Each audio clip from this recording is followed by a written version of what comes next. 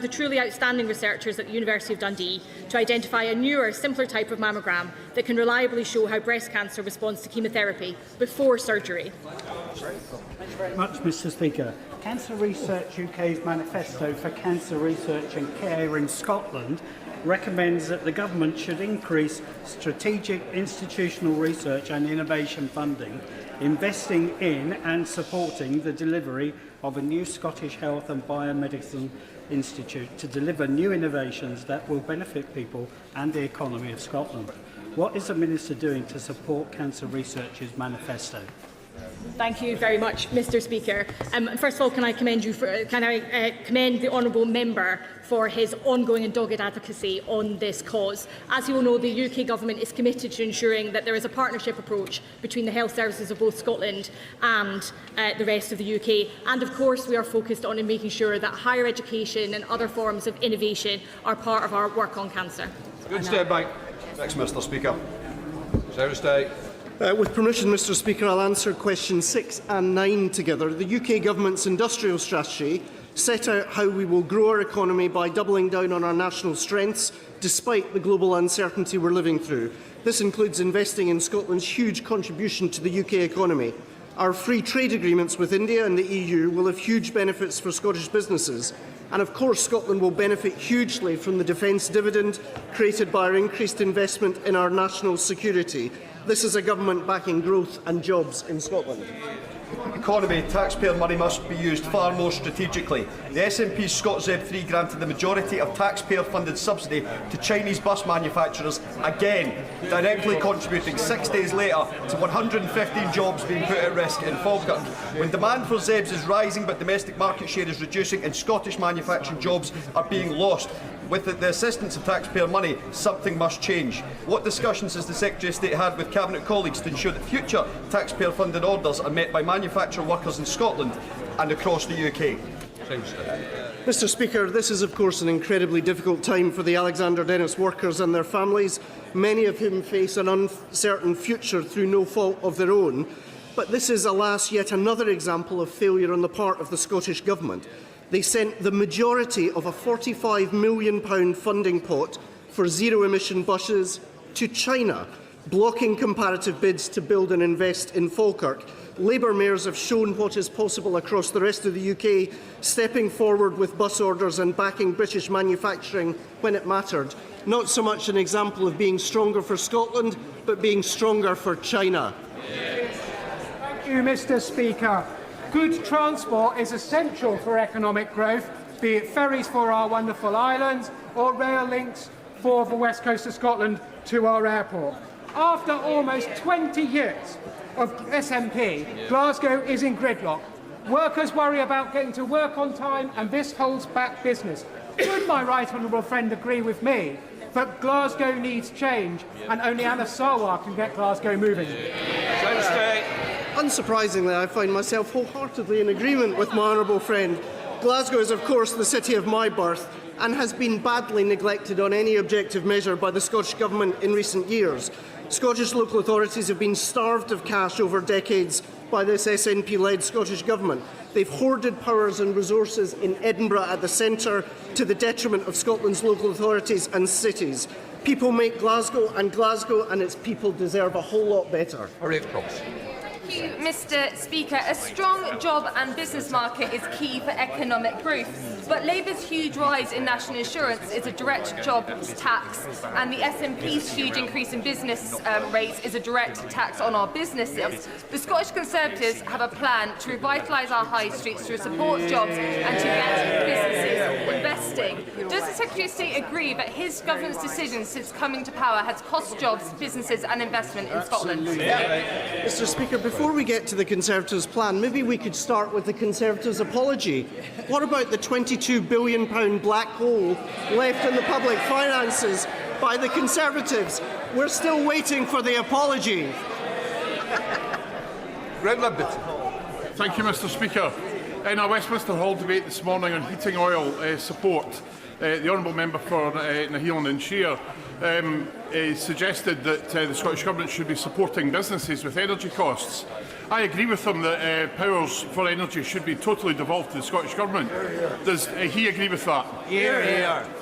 Mr Speaker, if the SNP want any guidance on how to deal with energy costs, they could look at the £100 million emergency package announced by Scottish Labour only a few days ago. But I have to express concern. If they are serious about energy, maybe they could tell us what happened to the publicly owned energy company promised so long ago by Nicola Sturgeon, because the Scottish public are still waiting. Thank you very much, Mr Speaker. Mr Speaker, in a long litany of failure, surely the most egregious of all that the Scottish National Party has inflicted on Scotland has been the lack of any discernible growth whatsoever. Indeed, had Scotland's economy grown at the same rate as the rest of the UK's from 2010, Scotland could be up to £10 billion a year richer. At the same time, its benefits bill is set to soar to £9 billion by 2030. Does the Secretary of State agree with me that Scotland needs change? I certainly agree that Scotland needs change. Whether it's the industrial level waste of the Scottish Government in relation to money, £500 million on ferries. The First Minister went to Stornoway last week.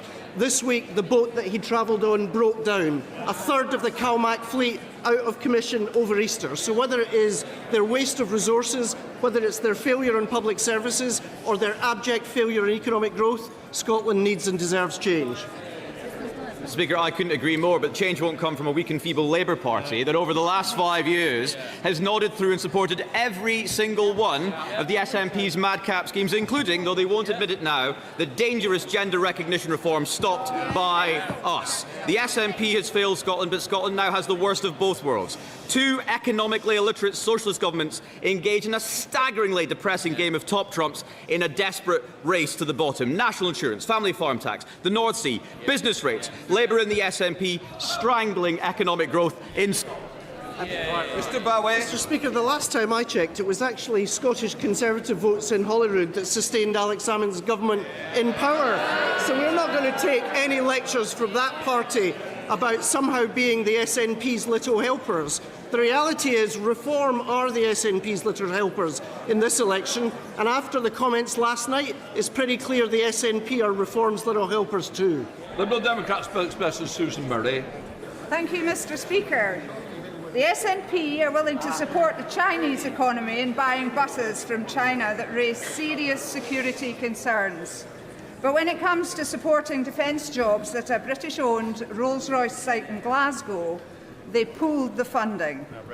Does the Minister agree with me that the SNP are failing Scotland both on jobs and on security?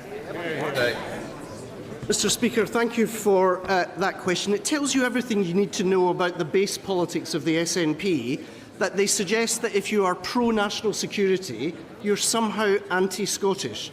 That helps explain why they weren't willing to fund the Welding Centre on the Clyde, delivering hundreds of apprenticeships and secure jobs for decades to come. It explains why they are weak on our own defence, supporting unilateral nuclear disarmament, notwithstanding the arrival of Vladimir Putin's ambitions on the international stage. If Scotland wants to benefit from being part of a strong and secure United Kingdom, I hope we will decisively reject the SNP on May the 7th. Becca Paul. Question number 7, Mr Speaker. Needs a minister first. There we are. I got there in the end. Mr Speaker, last month, alongside the Chancellor, I met oil and gas industry leaders to discuss the impact of geopolitical volatility on energy prices. The Chancellor reaffirmed her commitment to backing Britain's oil and gas industry, recognising its pivotal role in supporting growth and jobs, especially in Scotland. The Chancellor has been clear that she wants the Energy Profits Levy to come to an end, but the crisis in the Middle East has had real-time consequences on oil and gas prices, as we can all see, and it is right that we respond to this robustly. Rebecca Paul. Want to go through? I thank the Secretary of State for that answer. And I welcome the warm welcome. Lovely. The oil and gas sector is a vital industry, not just in Scotland, but for the whole of the UK. Does the Secretary of State share the disappointment of this side of the House that the Chancellor deterred a reported £17.5 billion of private investment into the oil and gas sector by choosing to retain the Energy Profits Levy last month? Money that would have supported thousands of Scottish jobs, delivering growth and energy security for the UK. Mr Speaker, I'd respectfully point out it was actually the Conservative government who introduced EPL. Why did they introduce EPL? To deal with excess profits generated by a geopolitical crisis. What we're living through at the moment in the conflict in the Middle East makes the case for dealing with excess profits from some of the largest energy companies in the world. Melanie Ward.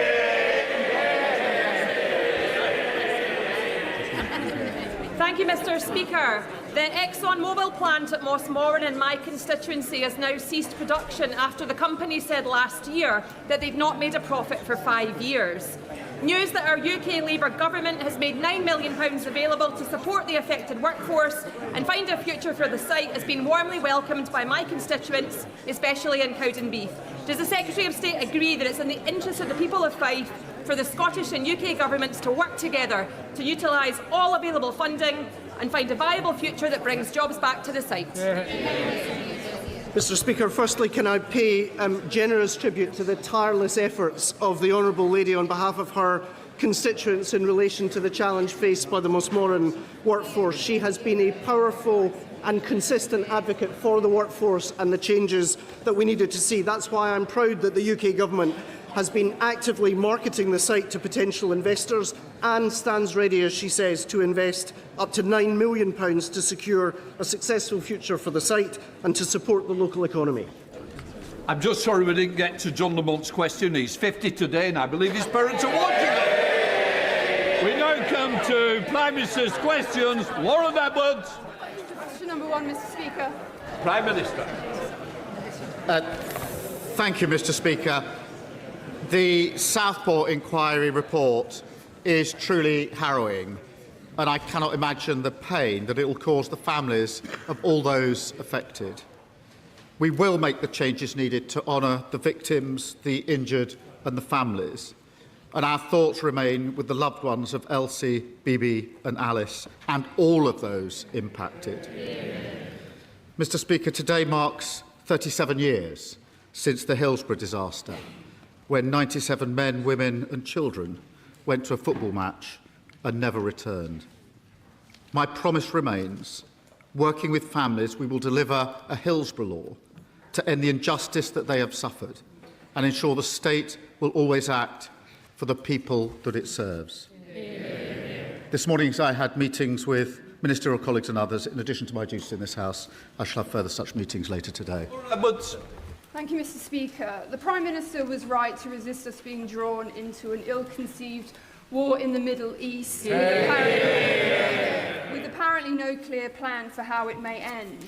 And despite the welcome cost of living support he referenced in his statement on Monday, we are all rightly angry that our constituents will feel the impact of this war in their pockets and in their daily lives. Can he outline what steps he is taking both to support our armed forces and to plan for all future contingencies? We all hope for a swift resolution and progress at the summit later this week, but must be prepared for all potential scenarios. Prime Minister. Can I thank my honourable friend, the Royal Engineers in her constituency, and all those serving our country at home and abroad. We're proud to be investing a record £9 billion to deliver quality homes that they deserve. We're turning around army recruitment after the party opposite missed targets for 14 years. But the foremost responsibility to our armed forces are the decisions we take on military actions. My principles are clear. That's a sharp contrast to the Leader of the Opposition, who wanted to jump into the war with both feet without thinking through the consequences. Leader of the Opposition, Kemi Bill. Mr Speaker, that was a very interesting answer from the Prime Minister. Lord Robertson, who authored the government's Strategic Defence Review, has said the Prime Minister has a corrosive complacency when it comes to defence. Why did he say that? Minister. Mr Speaker, let me start by saying I respect Lord Robertson and I thank him again. I thank him again for carrying out the strategic review. My responsibility is to keep the British people safe, and that is a duty I take seriously. That is why I don't agree with his comments. Last February, that was 7 months after taking office, I took the decision to increase defence spending from 2.3 to 2.6%, paid for by a difficult decision on overseas aid. Last June, at the NATO summit, I committed to raising core defence spending to 3.5%. Last November, Mr Speaker, the budget committed record funding to defence. I reaffirm those commitments now. The Strategic Defence Review is a 10-year blueprint for national security. The Defence Investment Plan will put that into effect. It will be published as soon as possible. We need to get it right. We inherited plans that were uncosted and undeliverable, and we're not going to repeat those mistakes. Mr Speaker, he says he doesn't agree with Lord Robertson. Lord Robertson is a former Labour Defence Secretary, a former NATO Secretary-General. He also said, and I quote, "We are underprepared, we are underinsured, we are under attack." He said... Order. Sorry? Yeah. I don't think it looks good, shouting somebody down at the dispatch box. Come back on. Mr Speaker, Lord Robertson's criticisms were of the Prime Minister, and he said Britain's national security is in peril. Our armed forces are at the end of their tether, waiting for this government to fund the Strategic Defence Review. There are still 2 weeks of the parliamentary session left. So why won't the Prime Minister publish the Defence Investment Plan before then? Prime Minister. Mr Speaker, I remind the House that we put in place the biggest sustained increase in defence spending since the Cold War. Mr Speaker, let me spell that out. That means we're spending £270 billion over this Parliament. That's £5 billion more this year, with defence funding increasing every year. These are record amounts, Mr Speaker, decisions of a Labour Prime Minister, a Labour Chancellor and a Labour government. And what a contrast. When they came into office, defence spending was 2.5%. When they left, it was 2.3%. When they came into office, the army was 100,000. When they left office, 72,000. They cut frigates and destroyers by 25%. They cut mine hunters by 50%. She said at the weekend, our defence is the weakest for 400 years. That is what they left behind. Mr Speaker, he's talking about the biggest sustained increase. Talking about an increase is not the same as giving an increase. The military and the defence industry want to hear about what he's going to do, not him prosecuting past governments. He promised the Defence Investment Plan would be He promised that the Defence Investment Plan would be published last autumn. I asked him at PMQs 6 weeks ago when it would be published. He had no idea. It is now the middle of April. What's the hold-up? Mr Speaker, I've set out my position. The Defence Investment Plan is the first line-by-line review of defence budgets for 18 years. She talks about talking. If you're going to support and make your country safe, you have to get the right calls on the big issues. She called for us to jump into the war. They can pretend otherwise. I remember walking in, standing here for the first time, saying we would not get drawn into the war, we would not join the offensive, and they all shouted, shame. They remember it. I remember it. They're just embarrassed by it now. A week later, when she realised she'd made a massive error of judgment, she attempted the mother of all U-turns. That didn't work. So this weekend she said, when I said we should jump into the war, she said this weekend, Mr Speaker, that what she meant, she was talking about verbal support. Prime Minister, it's Prime Minister's questions. We've got to concentrate. Just answer the question. Mr Speaker, the Prime Minister loves to misrepresent my position on Iran. He does. He loves to misrepresent it. Let's stop talking about what I didn't say. Let's start talking about what he isn't doing. Mr Speaker, you will recall that on Monday, I offered to work with the Prime Minister to identify the welfare savings we need. What did he say? No thanks. Now that Lord Robertson has said, and I quote, "We cannot defend Britain with an ever-expanding welfare budget."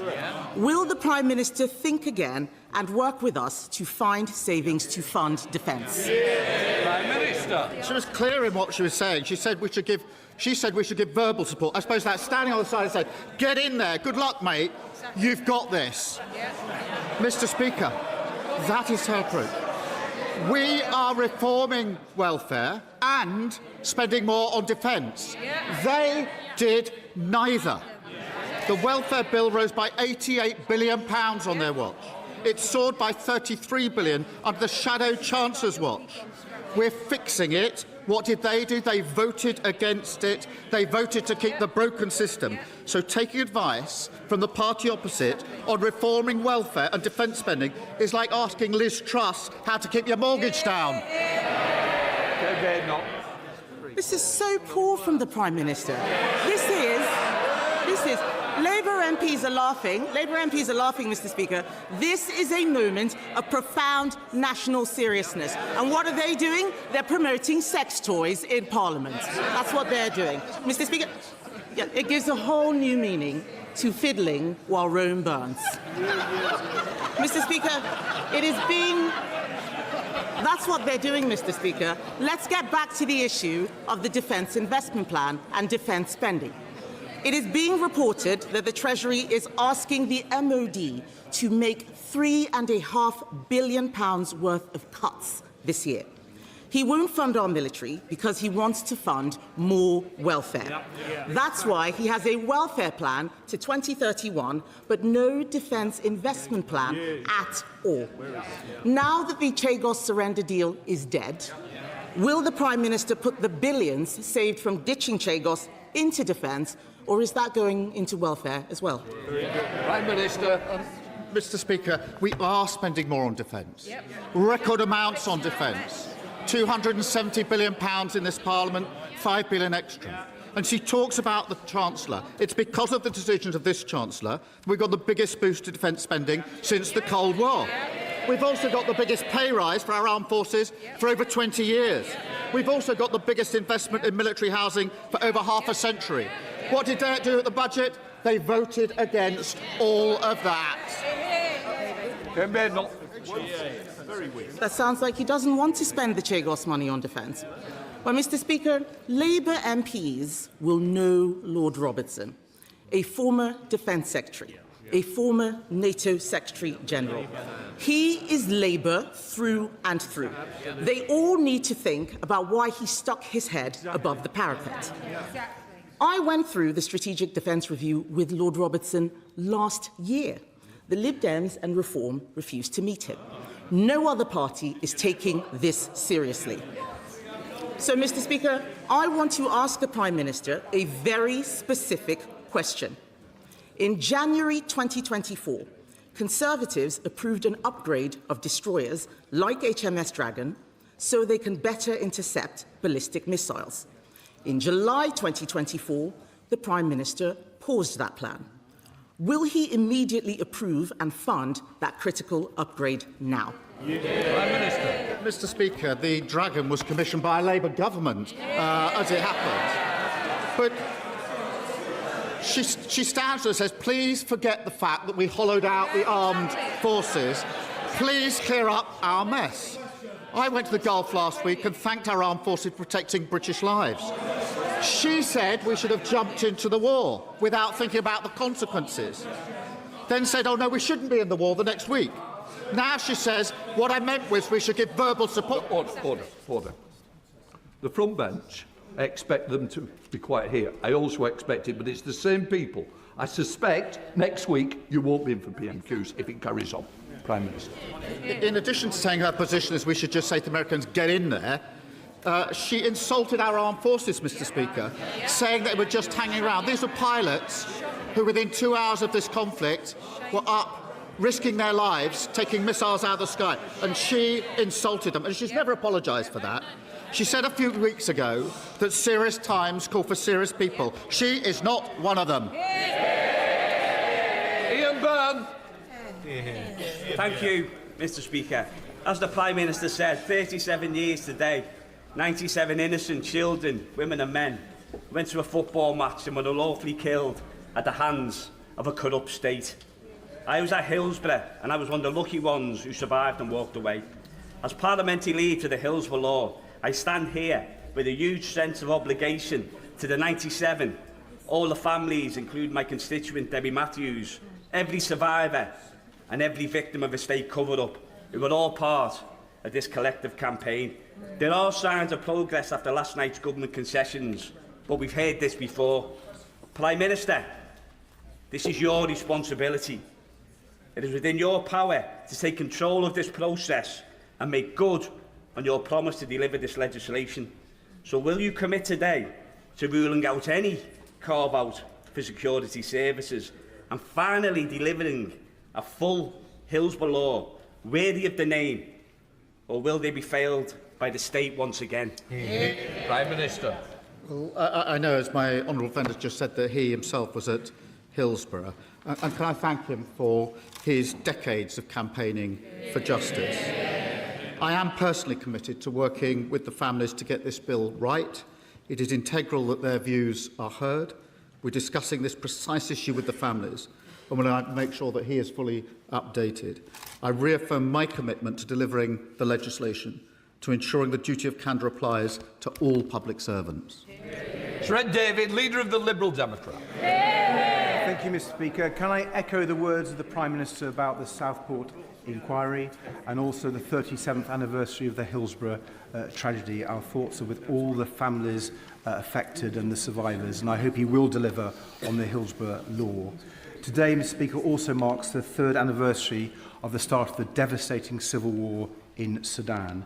I hope he will recommit to real action in the face of the world's greatest humanitarian catastrophe. Mr. Speaker, in a phone call with Sky News last night, President Trump has threatened to rip up his trade deal with the UK as punishment for us not joining his idiotic war in Iran. Mr. Speaker, this must be the last straw. Surely the Prime Minister can't send our King to meet a man who treats our country like a mafia boss running a protection racket. Minister. Can I join him in his comments about Sudan? We often overlook the fact this is the greatest humanitarian crisis facing the world at the moment. My position on the Iran war has been clear from the start. We're not going to get dragged into this war. It is not our war. And a lot of pressure has been applied to me to take a different course. And that pressure included what happened last night. I'm not going to change my mind. I'm not going to yield. It is not in our national interest to join this war, and we will not do so. I know where I stand. Mr. Speaker, in relation to the King's visit, the purpose of the visit is to mark the 250th anniversary of relations and independence, obviously, of the US. The monarchy is an important reminder of the long-standing bonds and enduring relationship between our two countries, which are far greater than anyone who occupies any particular office at any particular time. Sir Ed Davey. Mr. Speaker, President Trump is one of the most unpredictable people we have seen on the world stage, and I hope he does not embarrass our monarch. But moving on, Mr. Speaker, last year the Prime Minister claimed he'd done some special deal, so Brits will be able to sail through e-gates at EU airports. But that's not the experience of families returning from holiday this week.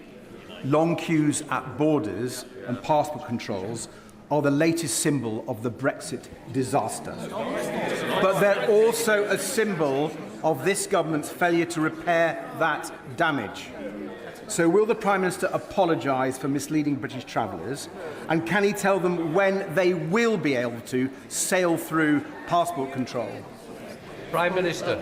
Mr. Speaker, I've made it very clear that I think our national interest lies in closer relationship with the EU on defence, security, energy and the economy. And I was very pleased that at last year's summit we did negotiate an agreement on e-gates, and we're pushing hard on that. We have another summit this year where I intend not just to make good on what we've already agreed, but to go closer to the EU in the relations that we have.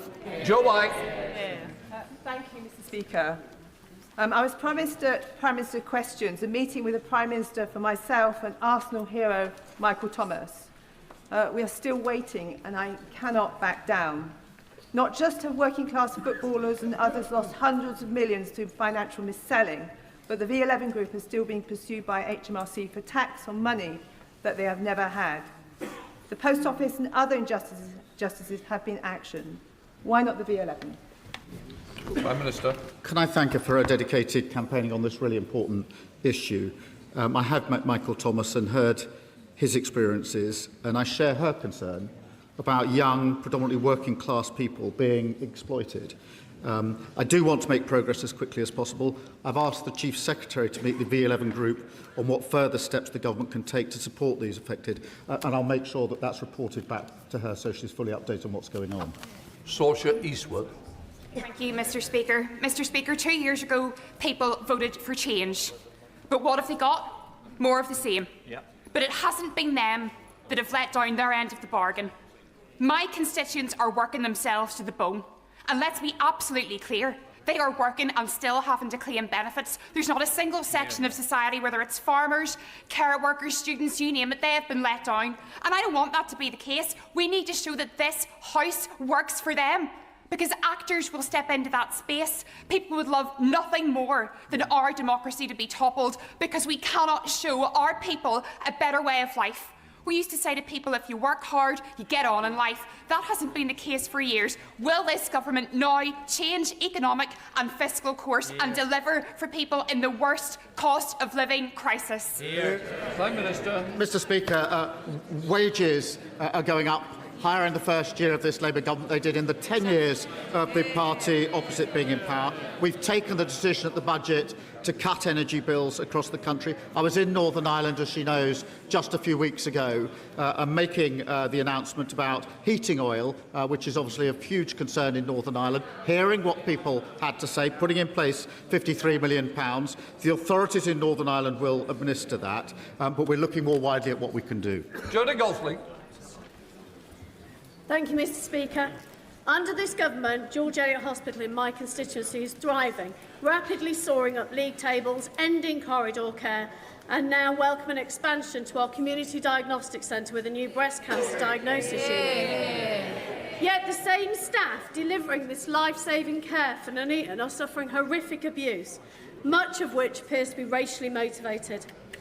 The staff I've met believe that right-wing marchers who don't even live in my town doing Nazi salutes on our high street are fanning the flames of hatred towards their colleagues.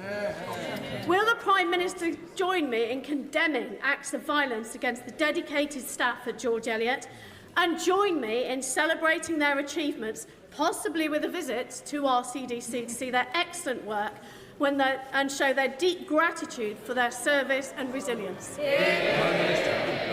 Mr. Speaker, let me be clear. Violence against our NHS staff is despicable, and we're introducing a new offence to protect emergency workers from harassment. In terms of the congratulations, can I thank all our hard work of our NHS staff who've delivered 5 million extra appointments in our first year in government. Mr. Speaker, we're going further. This week we've announced 36 new and expanded community diagnostic centres across the country, including expanded services in Nuneaton. That's the difference a Labour government makes. Gregory Campbell. Thank you, Mr. Speaker. Prime Minister, there is severe hardship being experienced by businesses, consumers and families right across the United Kingdom. Not just normal cost of living costs, but fuel costs is exceptionally high and getting higher. There are protests being organised as we speak for next week.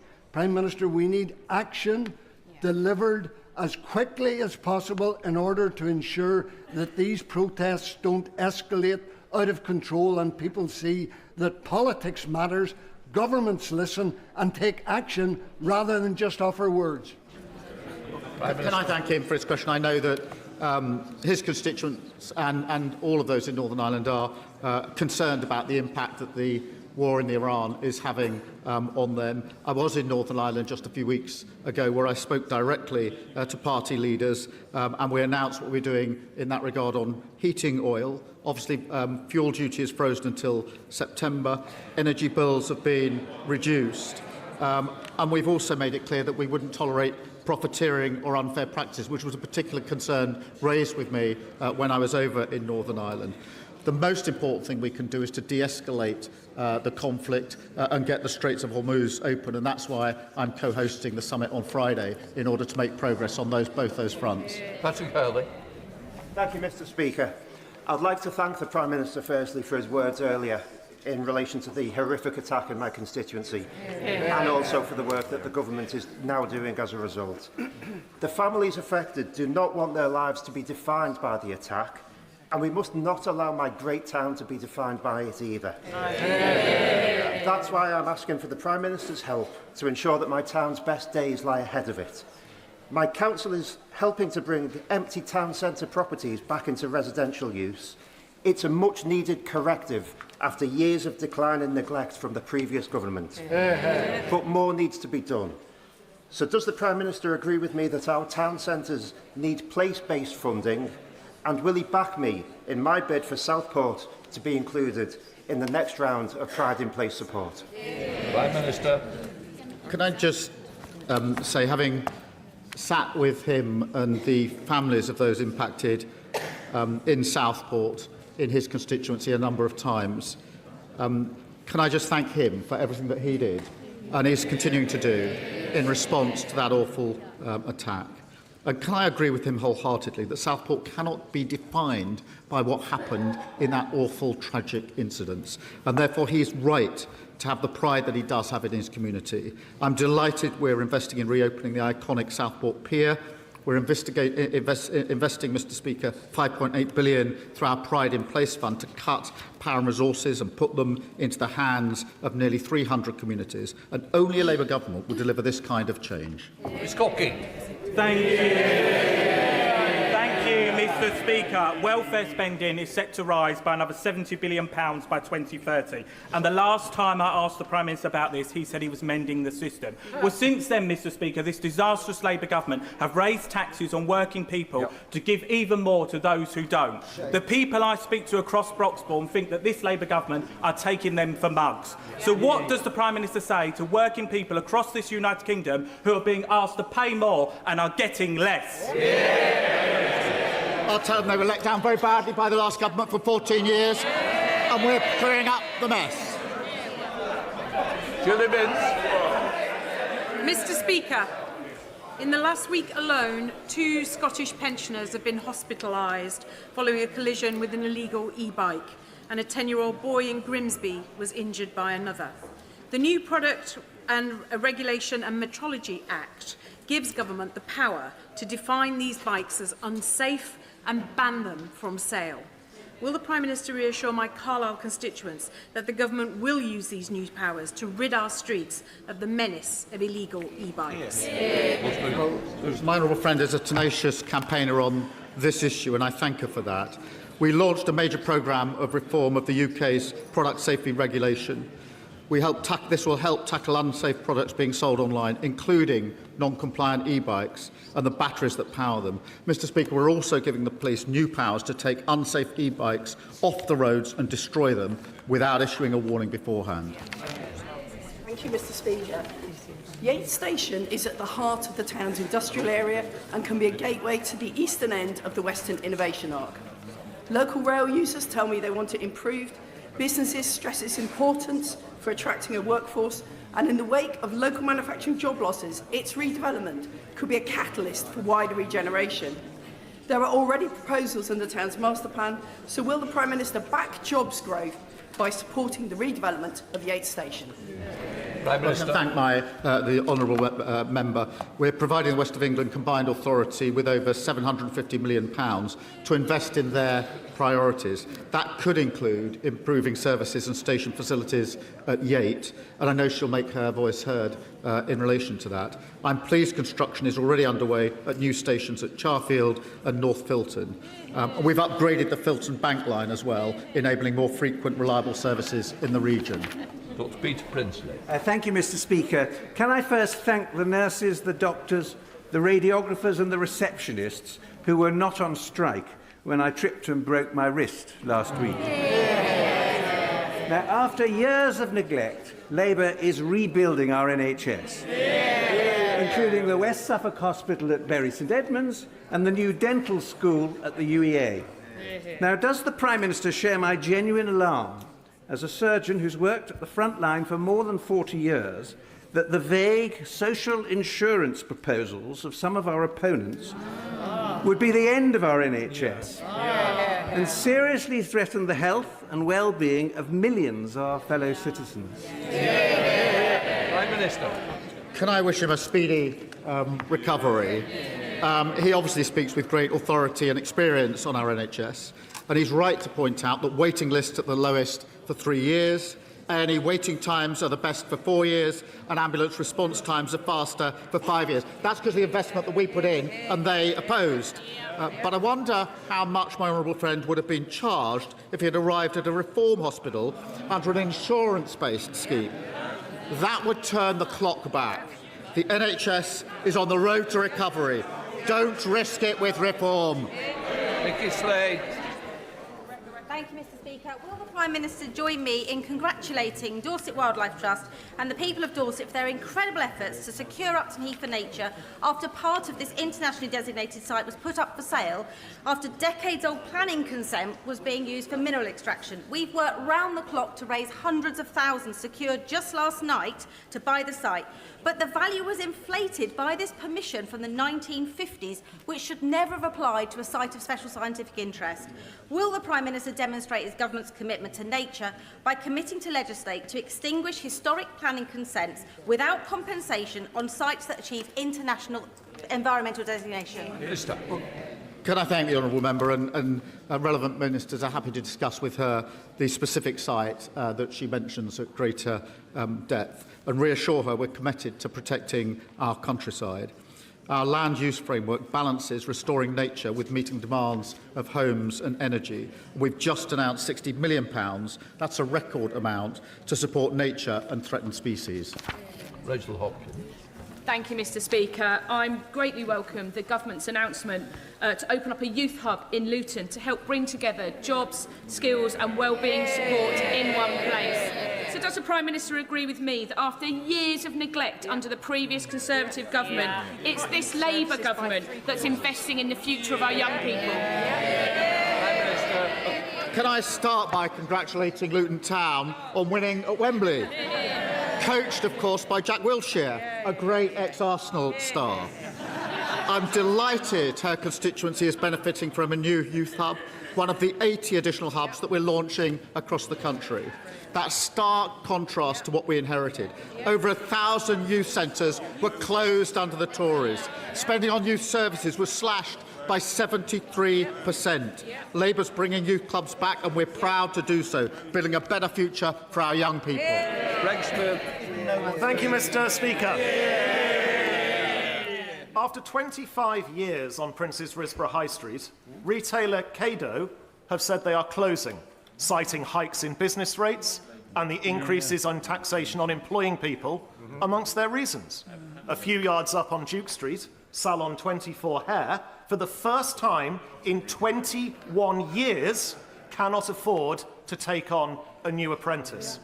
How many more businesses need to close, jobs be lost, and apprenticeship opportunities trashed need to happen before this Prime Minister understands that the practical outturn of his policies aren't working? Well, I'm concerned to hear of those examples. We have put in place support for small businesses, and I'll make sure that's available to him to pass on to his constituents. Dave Robertson. Thank you, Mr. Speaker. Tomorrow night I will be hosting a public meeting about the chronically delayed Burntwood Health Centre. For over a decade, well over a decade, people in my town have been let down by the lack of this replacement facility. We thought there might be light at the end of the tunnel when we were promised it by the end of 2025, but the end of last year came and went, no health centre and not even a planning permission. Will the Prime Minister agree with me that the County Council, now led by Reform, have promised a new health centre to the people of Burntwood, and they must make sure that there are no more broken promises to my constituents? Prime Minister. Well, he's a great champion for his constituents, and it's shocking that they've been waiting over a decade for this practice. I agree with him, but sadly, Reform's leadership in Staffordshire is an absolute mess. They've had three leaders in 3 months. One of them forced to step down for appalling racist comments.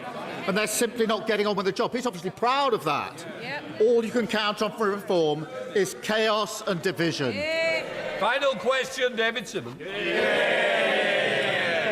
Thank you, Mr. Speaker. Last year, my constituents suffered the closure of the urgent care centre at Mount Vernon Hospital. And this year they face the loss of the cancer centre as well, leaving my most vulnerable constituents with long and difficult journeys to access life-saving and life-sustaining treatment. So will he encourage his Health Secretary to join in the U-turns and guarantee the future of Mount Vernon Hospital?